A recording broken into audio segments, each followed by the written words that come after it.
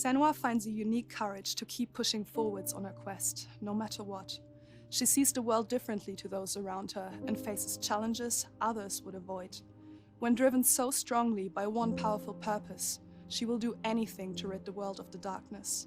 This is her life's mission, and she will not stop until she fulfills her quest. My name is Eddie, and I have lived with psychosis for most of my life.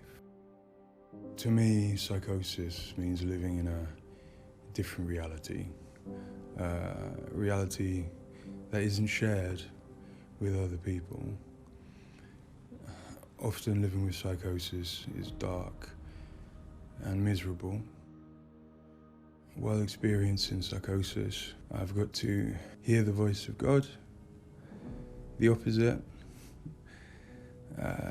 seen and spoken with angels, and been to hell itself. Recovery college and peer support really did turn my life around.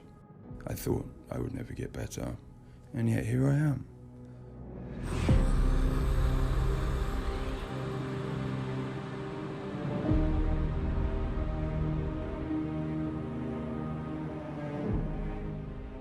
The things that Senua experiences in HellBlade are very similar to some of my own experiences.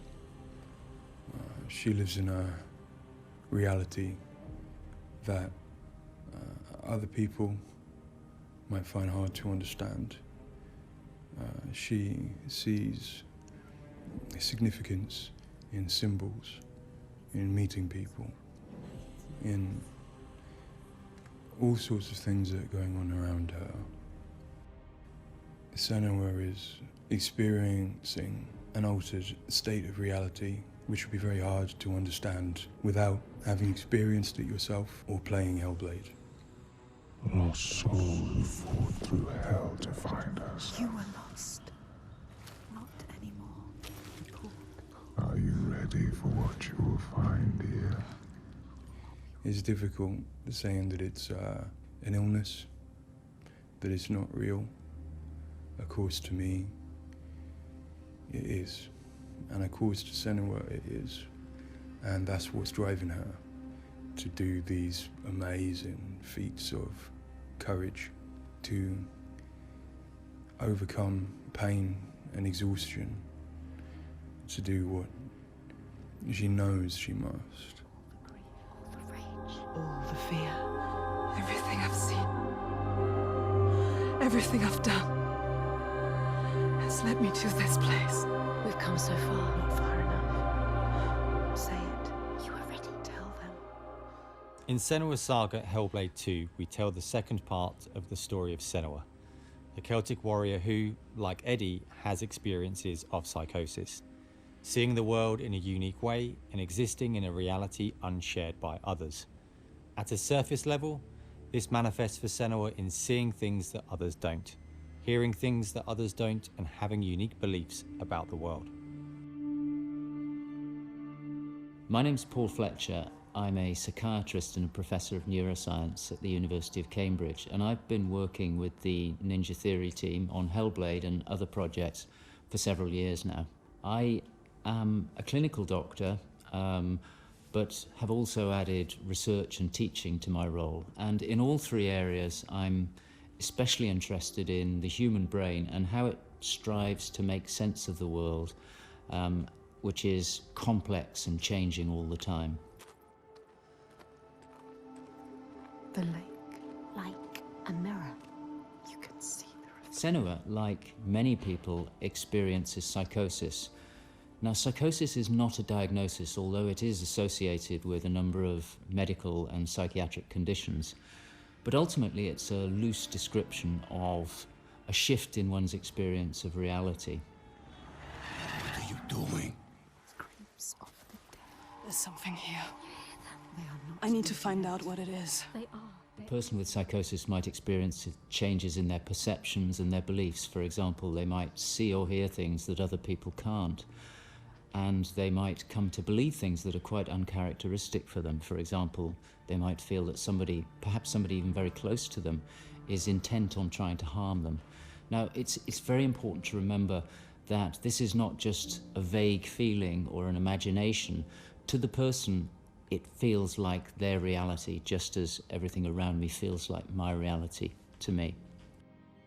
I, like many people, feel that in order to even begin to understand psychosis, we have to start with thinking about how the brain works in general, how it makes sense of the world around it. And when we do that, we're repeatedly confronted with evidence that actually it doesn't just rely on the evidence of our senses, but it actually relies on what it already knows, on its predictions, its anticipations, and its expectations. Your voices. Now that might seem like a defect. After all, why would we want to rely on what we already know rather than what the world is telling us? But if we did act simply as passive receivers, we would be completely swamped. We'd be like a newborn infant trying to make sense of the colours and shapes without any way of having a framework to try and understand those colours and shapes. Our senses are bombarded with information from the world that's rapid, it's intensive, it is noisy, ambiguous, unreliable. And if we were to try and make sense of that without imposing patterns and expectations, then it would be like trying to assemble a multi-dimensional jigsaw without knowing what the picture was on the box. Many of us think that the brain ultimately is an organ that makes predictions. It craves patterns and associations in order to make sense of the world. And without that, we are confronted with a feeling of uncertainty, of anxiety, of distress, even of fear. They're calling. Something is drawing near. Where do these predictions come from? Many of them are actually embedded in the structure of our brain, probably wired there by evolution. Many of them come from our earliest experiences as babies, trying to make sense of this new world that we're born into. Many come from our early childhood experiences, from what we learn from others and how we interact with others, from our parents, our teachers, our friends.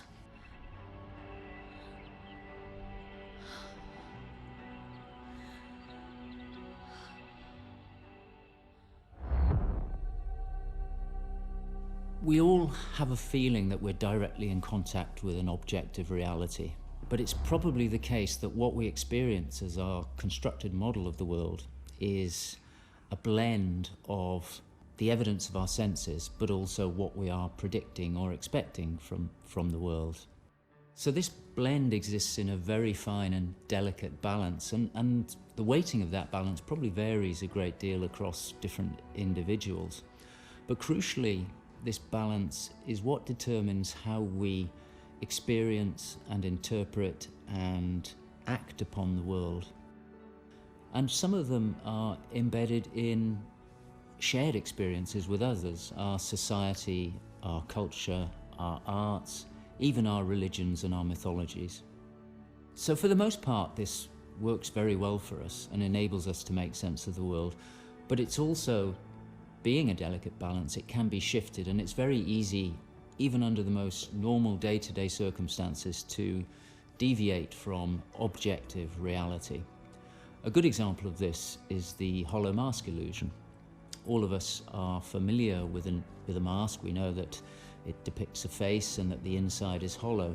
But when we see the mask rotating round and we see the hollow side, there is a deeper prediction, probably embedded in our brain, that facial features tend not to be hollow, that they stick out.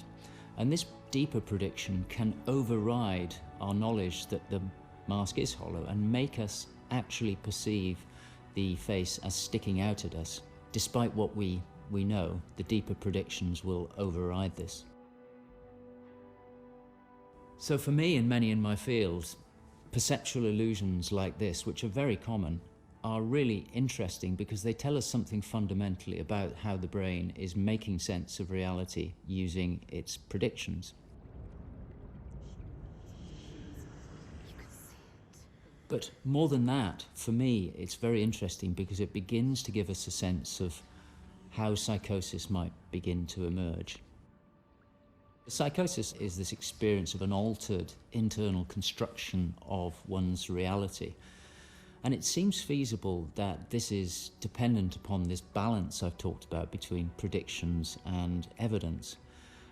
And it is probably the case that some people tend to weight their predictions more heavily. This, in many circumstances, is advantageous because it means that they can discern patterns and associations that perhaps other people can't. But if that balance was shifted further by different circumstances, then it may well be that they begin to construct a reality that doesn't accord with the world around them.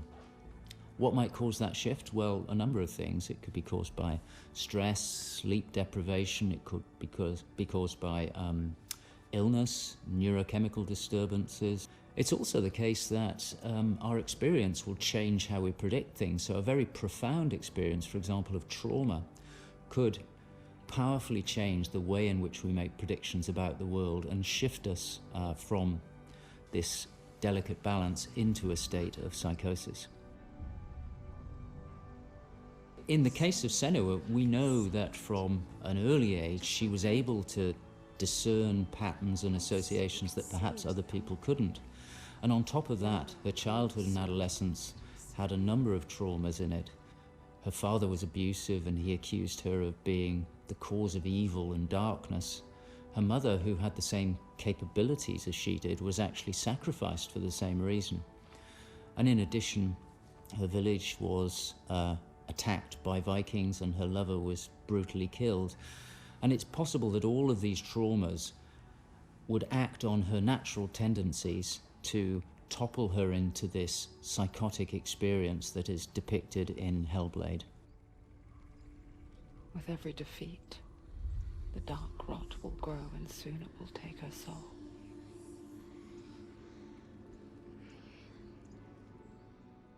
In HellBlade Senua's Sacrifice, we find Senua discovering and understanding her experiences.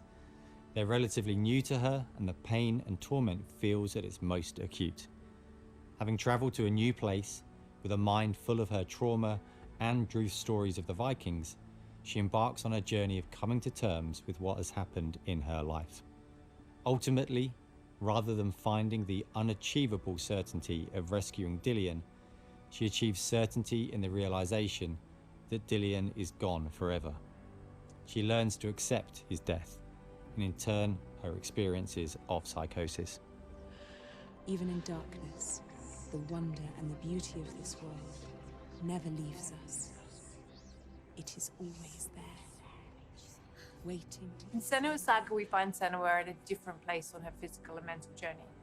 Empowered with the sense that she has overcome her own darkness, she's now compelled to follow a new quest, to save her people from that same darkness. You smell their fear.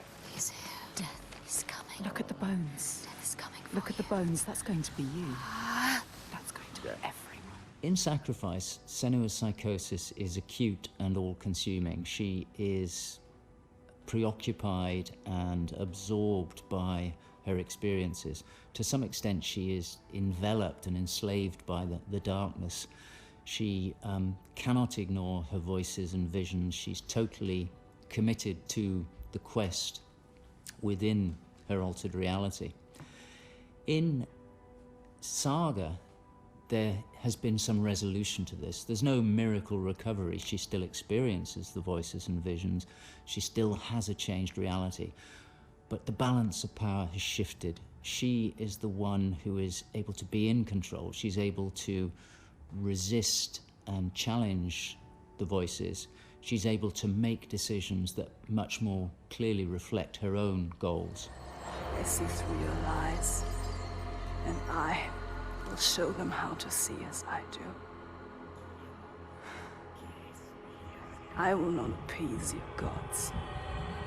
I will destroy them.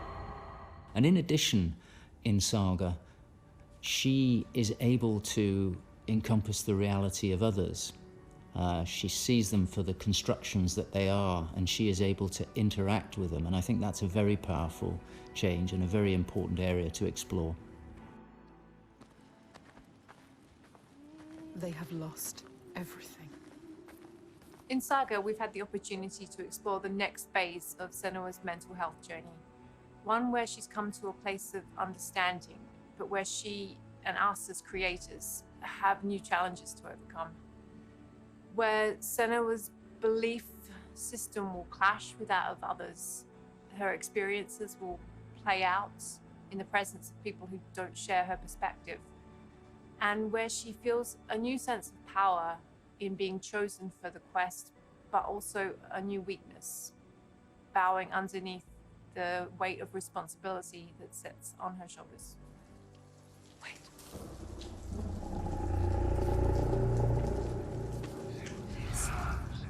In Saga, we have once again utilized binaural audio to bring Senua's voices to life. Her furies still travel with her, but their tone has changed this time. She continues to be haunted by her father, and she starts to feel the audible presence of Icelandic myth infecting her mind. That scream, that voice. Something dark, Senua. We need to go up there. Don't let them see you coming. You need to find out. Don't let the monsters find you. You can do this, Senua. To hear the world as Senua does, we spend time with people with lived experiences of psychosis, and also with Paul Fletcher. This made a strong basis of what it is to hear voices, what they say, how they sound, how they change or react to external stimulus. And this paired with all we learned from the first game, HellBlade: Senua's Sacrifice, led us to create Senua's own sonic version of reality. To me, it's a privilege to sit in a room to play our game, and as we progress, hear their comments, thoughts and suggestions. Each one provides a different perspective, and I find especially inspiring and humbling to hear from Eddie his own experiences. Especially, I find he has a way of putting very complex emotions, situations, in a very simple yet poetic way, and it's really inspiring for me when I'm thinking in Senua's journey. We use binaural audio to bring 3D space in the headphones. This allows to experience the voice hearing and other sounds with a physical sense. Also extremely important is the performance of the voices, and for that we have been collaborating with Helen and Abby, our Furies. They are the most prominent voices of Senua. The way we perform is important as well, allowing for freedom, movement, creative input from Helen and Abby, and also important to have with them conversation and spend time talking about the journey of our character.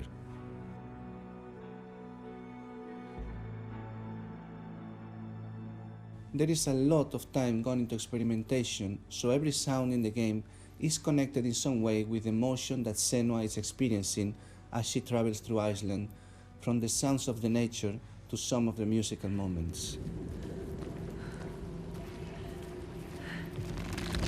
What's a sign? Beyond of its uniqueness or not, I find that for me, something extremely important is to create a connection beyond the game. So in understanding Senua's own reality and going on a journey with her, I hope our players will understand better how people experience reality different, and in doing so, I feel, we break those walls that keep us distant and lonely. My brothers used to come here to practice fighting. Sneak out. Follow them. For Saga, in order to bring Senua's experiences of hallucinations to life, it was very important for us to listen to people's real lived experiences. It was then a case of thinking about how Senua's world and reality might look when faced with these types of examples. This would have been impossible without Paul Fletcher and amazing people like Eddie and Kathy, who've been so open and honest about what they have been and do go through on a day-to-day basis. I think it takes real strength to be able to talk about such personal things to a new group of people. On the visual side, we have lent into things like repeating fractal geometry shapes, cymatic patterns, with lighting and post-processing changes to all help reflect the current feelings of Senua. And hopefully, when combined with the audio and gameplay, the player will get a sense of what we are aiming to achieve. just like before. No, this cannot happen again. You couldn't do anything. We have to stop it happening. Face it. You need to face it. Focus. You need to look at it. In Sacrifice, we saw a story of Senua's suffering at the hands of her experiences. In Saga, we're telling a more nuanced story of the next step on her journey. One where she has found a greater balance, but where her experiences are just as strong. Where rather than being a victim to her experiences of psychosis, she is driven by them on a path that only she sees. Bringing sin with you. The gods cannot be killed. One thing that I find very exciting in Saga is that there's an attempt to explore something that is really neglected in my field, which is the experience of a dual reality that some people have. People who have had Senua's types of experience have spoken to me about this feeling that they have their own reality, but they also recognize the reality that others experience, and it can be very confusing, it can be disorientating. And it's exciting to me that the game contains an explicit attempt to portray this experience of dual realities, and I think it'll be very interesting to see how people respond to that. It's amazing what has been done and what's been portrayed. I think it's really difficult to turn words into what other people might be seeing, but I think I'm always blown away by what Ninja Theory come up with for their games, and I'm really stunned at the quality of, you know, the things that she sees and the sounds of the voices that she has. I think they're pretty realistic. She's getting closer. Yes, she can feel it. I hope that the game will help people who maybe don't understand psychosis or don't know very much about it to start with. I think by experiencing some of what they will do in the game, I think it brings to life a little bit of what it's like to have psychosis, and I think hopefully people will learn from it. Now I'm working as a peer support worker, and what that means is that in my case, in the job that I have in my role, it means that I go to see my people, to see my peers. We talk about how things have been. The way that HellBlade has captured the experience of psychosis is nothing like I've ever seen before in terms of its realism, in terms of its fairness to people like me. She couldn't. She chose it. She's not like him. We are not a monster. You chose it. All the questions answered. Truth burning bright to scour away the darkness. Shadows of horror and hate writ large on the sky. Phantoms made from fear. Darkness outside makes darkness inside. She sees it.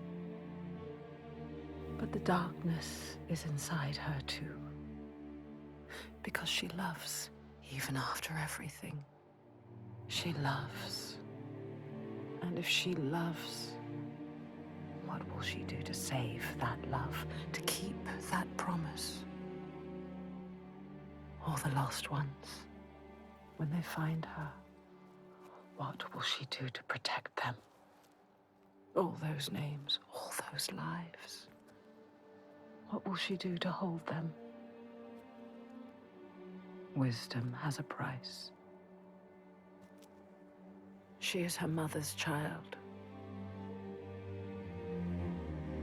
But she is also her father's.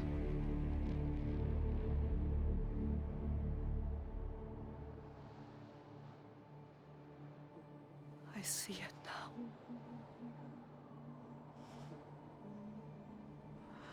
The darkness is inside me. But not the way I thought. Yes, feel it. Yes, you can see it, can't you? It is his darkness, not hers. Your darkness.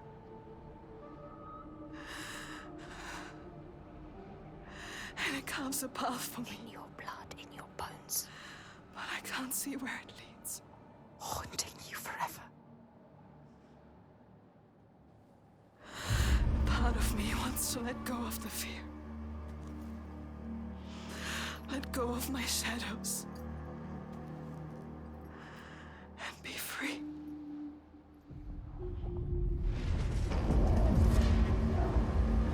No more pain. No more doubt. Honored. Loved. Feared. Always true. Always right. Because they tell me so. Keeping them safe. Keeping their belief alive. No matter the cost.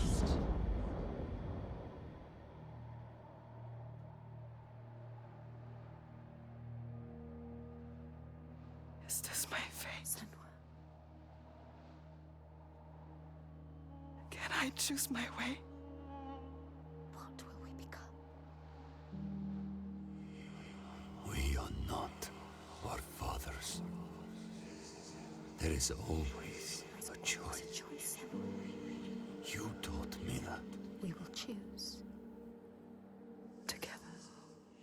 You decide. All her life she has been alone. She chose it.